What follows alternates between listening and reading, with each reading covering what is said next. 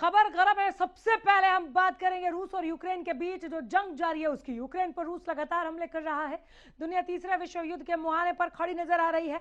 ऐसे में कई लोगों के जहन में एक ही सवाल है कि ये रूस यूक्रेन के बीच वाला युद्ध कब तक चलेगा और यह युद्ध समाप्त हो सकता है तो कैसे।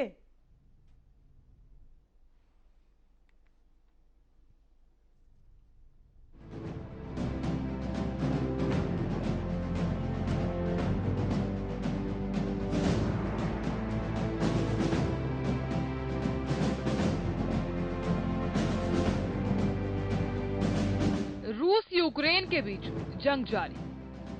पुतिन के निशाने पर यूक्रेनी न्यूक्लियर प्लांट क्यों, कैसे और कब खत्म होगी जंग? जेलेंस्की की हत्या होगी या पुतिन की जाएगी सत्ता? रूस यूक्रेन युद्ध का 9वां दिन बहुत बड़ी तबाही की आशंका को जन्म देकर बीता है। इस जंग के बीच अब तक रूस के राष्ट्रपति पुतिन ने सिर्फ न्यूक्लियर वॉर के लिए अपनी तीनों सेनाओं को अलर्ट ही किया था, लेकिन शुक्रवार रात यूक्रेन में रूस के हमले के बीच एक ऐसा परमाणु युद्ध छिड़ने की आशंका पैदा हो गई जहां 100 से 150 मीटर की दूरी पर अगर रूस का बम या मिसाइल गिर जाता तो लाखों लोगों के जीवन पर संकट आ जाता। दरअसल यूरोप का सबसे बड़ा न्यूक्लियर प्लांट जो यूक्रेन में है, जहां 6 न्यूक्लियर यूनिट है, यहीं पर बीती रात न्यूक्लियर यूनिट के पास बम गिरे हैं। आखिर पुतिन की सेना यहाँ बम क्यों गिरा रही थी? क्या यूक्रेन समेत पूरे यूरोप में परमाणु रेडिएशन का खतरा फैलाना था? इस हमले से एक बार फिर दुनिया दहशत में है।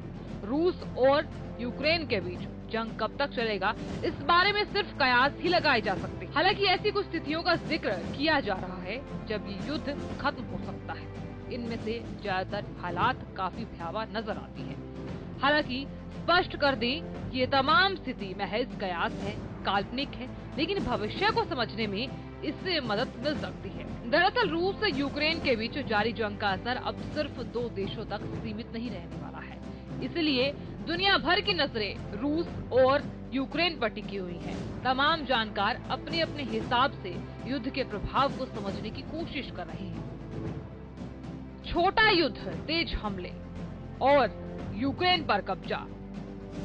इस पटकथा के तहत रूस एक छोटा और निर्णायक युद्ध लड़ सकता है। वो यूक्रेन के खिलाफ हमले और तेज कर सकता है, साथ ही साथ की फतेह कर इस जंग को जल्द समाप्त करने की खुद से घोषणा कर सकता है। रूसी वायुसेना, जिसका इस्तेमाल अभी तक पूरी तरह से नहीं हुआ, उसे भी जंग में उतारा जा सकता है।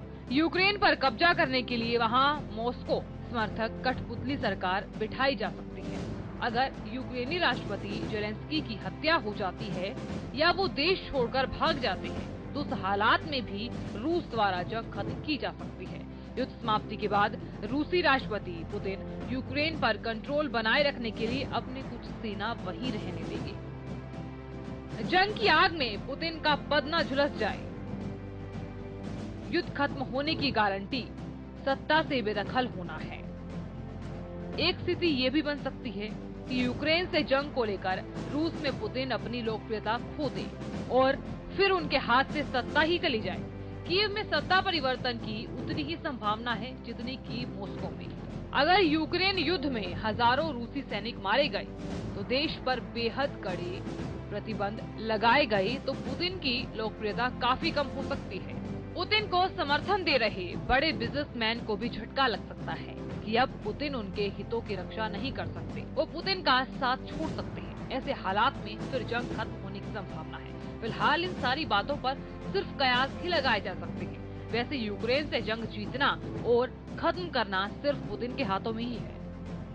Bureau report, Haryana news.